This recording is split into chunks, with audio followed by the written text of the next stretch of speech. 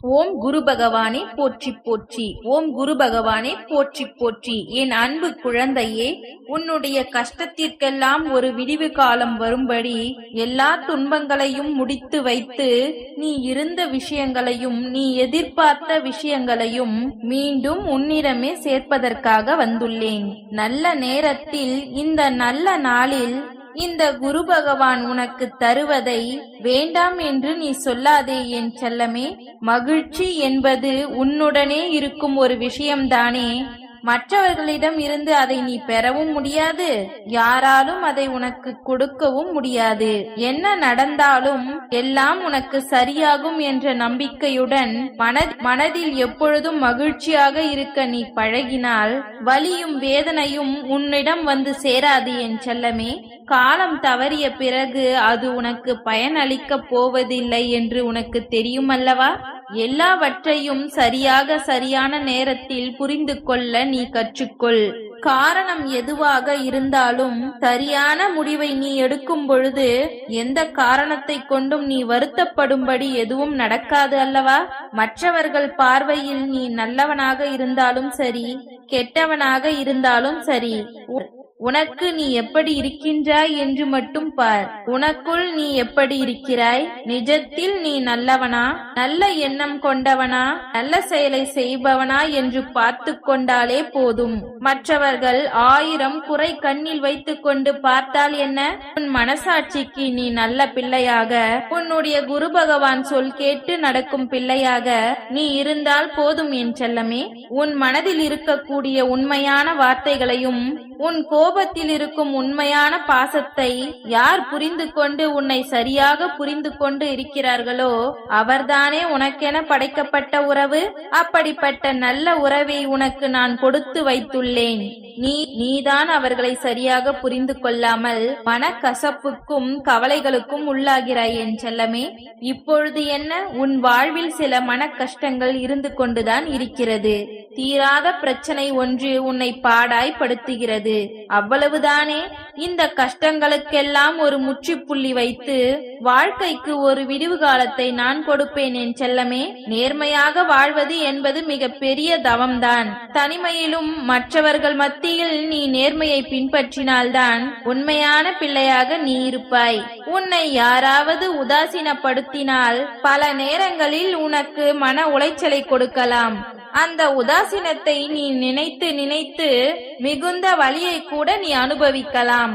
ஆனால் எல்லாமே சில நாட்கள்தான். அதற்குள் எல்லாவற்றையும் புரிந்து கொண்டு உன் மனதிற்குள் தெளிவு வரும் அல்லவா? ஏன் அவர்கள் உன்னை உதாசீனப்படுத்தினார்கள்? உதாசீனப்படுத்திய பிறகு என்ன காரணங்கள் இருக்கிறது? எதற்காக இந்த கஷ்டத்தை அனுபவிக்கும்படி உன்னுடைய குரு பகவான் நான் விட்டு வைத்தேன்? இது உன் தலைவிதியா, உன் கர்ம பலனா? எதற்காக நீ இப்படி கஷ்டப்பட்டு கொண்டிருக்கின்றாய் என்று எல்லா தெளிவையும் உனக்கு கொடுத்து உன் மனதை நான் அமைதிப்படுத்துவேன் என் செல்லமே. நடக்கும் எதை நினைத்தும் நீ கவலைப்படாமல் இது உனக்கு தேவையற்றது என்று உன் கவலைகளில் இருந்து நீ வெளியே வா. உன் கஷ்டங்கள் எல்லாம் உன் வாழ்வில் முடிந்து போகும்படி நான் செய்வேன். நீ ஒன்றை எதிர்பார்த்து நிற்கும் பொழுது நீ ஒன்று எதிர்பார்க்காததை கொடுப்பதுதான் வாழ்க்கை. அதற்காக கோபப்படுவதோ ஆத்திரப்படுவதோ வேண்டாம். என்ன நடந்தாலும் சரியாகும் என்று நீ அமைதியாக காத்திருந்தால் உனது தேவை அறிந்து நிச்சயம் உனக்காக கொடுக்கப்படும். அப்படி உனக்கு கொடுக்காத விஷயங்களையும் நீ பெறாத விஷயங்களையும் உன்னுடைய குரு பகவான் வேண்டுமென்றுதான் கொடுக்கவில்லை. அது உன் வாழ்வில் தேவையில்லாத விஷயங்கள் என்பதை நீ புரிந்து கொள். வாழ்வில் நம்பிக்கை என்பது எப்போதும் இருக்கத்தான் வேண்டும். ஆனால் யாரையும் முழுவதுமாக நம்பி இருக்கக்கூடாது என் தங்கமே. அளவில்லாத அன்பாக இருந்தாலும் கூட அதை அளவோடு கொடுத்தால்தான் அதற்கு மதிப்பு. அப்படி அளவில்லாத அன்பை நீ வாரி கொடுத்து கொண்டே இருந்தால் ஏதாவது ஒரு சமயத்தில் அந்த அன்பை பெற்று கொண்டவரே உன்னை உதாசீனப்படுத்தலாம். எதுவாக இருந்தாலும் அது அளவோடு இருந்தால்தான் சரியாகும் என்பதை நீ புரிந்து கொள். நீ பிரச்சனைகளை பற்றியே சிந்தித்துக் கொண்டிருந்தால் இன்னும் பிரச்சனைகள் வந்துதானே சேரும். நீ இழந்ததையும் தவறவிட்டதையும் நினைத்து யோசித்துக் கொண்டே வருத்தப்பட்டு கொண்டிருந்தால் இருப்பதையும் இழந்து விடாதே என் செல்லமே.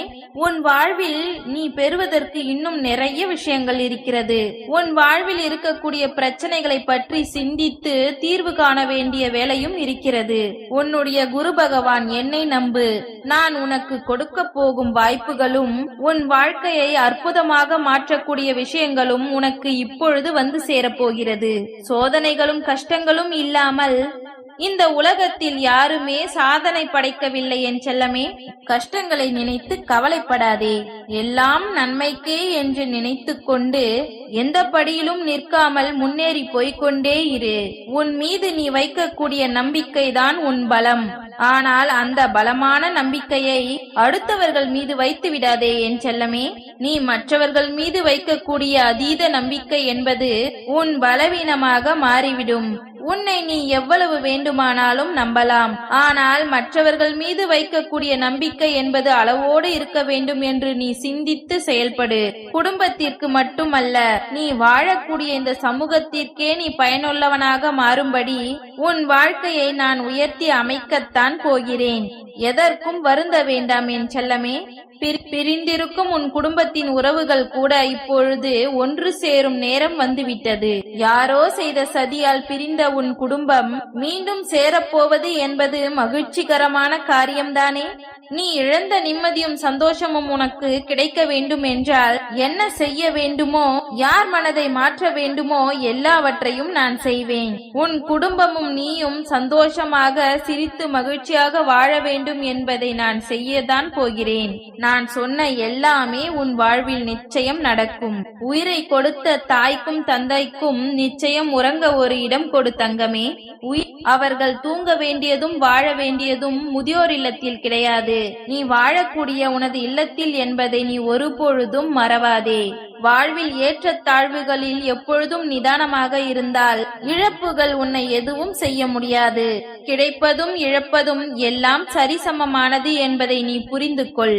ஒன்றை பெறுவதற்காக ஒன்றை இழந்துதானே ஆக வேண்டும். நல்லதை பெற வேண்டும் என்றால் உனக்குள் இருக்கும் கெட்ட எண்ணங்களையும் கெட்ட சிந்தனைகளையும் கெட்ட செயலை நீ இழந்தால் மட்டும்தான் உனக்கான நீ எதிர்பார்த்ததை நீ பெற முடியும். உண்மையாக இருப்பது என்பது பெருமையாக வாழ்வதை விட கௌரவத்தை கொடுக்கும். எப்பொழுதும் எல்லாருக்கும் எல்லா சமயங்களிலும் எல்லா இடங்களிலும் உண்மையாக இருக்கப்பார்.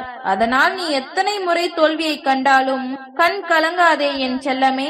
தொடர்ந்து நீ நேர்மையாக முயற்சி செய்யும் பொழுது உன் தோல்விகளுக்கே நான் முற்றுப்புள்ளி வைப்பேன். எதை செய்தாலும் யார் எதையாவது சொன்னாலும் கூட யூகத்தின் அடிப்படையில் அது அப்படிதான் இருக்கும் என்று நீயாகவே முடிவெடுக்க வேண்டாம். பொம்மைகளைப் போல எடுப்பார் கைப்பிள்ளையாக நீ இருந்து விட்டால் பல பேர் அவர்கள் உன் வாழ்வில் விளையாடி விட்டு போய்விடுவார்கள். எல்லோரையும் நம்புவதற்கு முன்பாக அவர்கள் எப்படிப்பட்டவர்கள் என்பதில் கவனமாக இரு. ஒரு வினாடிதான் இருக்கின்றதே என்று நீ கலங்க வேண்டாம். உன் வாழ்க்கையை மாற்றி அமைப்பதற்கும் உன் கஷ்டங்களை சரி செய்வதற்கு எனக்கு ஒரு வினாடியே அதிகம்தான் என் செல்லமே. சாதித்து முன்னேற துடிக்கும் உன் வாழ்வில் ஒரு நிமிடத்தில் கூட சாதித்து விடலாம் என்ற நம்பிக்கையோடு நீ உன் வேலைகளை செய். மனிதர்களின் மனம் என்பது எப்பொழுதும் விசித்திரமானதுதான். தன்னிடம் வைரக்கல்லே இருந்தாலும் கூட அதை பெரிதாக நினைக்காத மனிதன் அதை உதாசீனப்படுத்திவிட்டு பக்கத்தில் இருக்கும் உப்புக்கல்லை தான் அவர்கள் பெரிதாக நினைப்பார்கள்.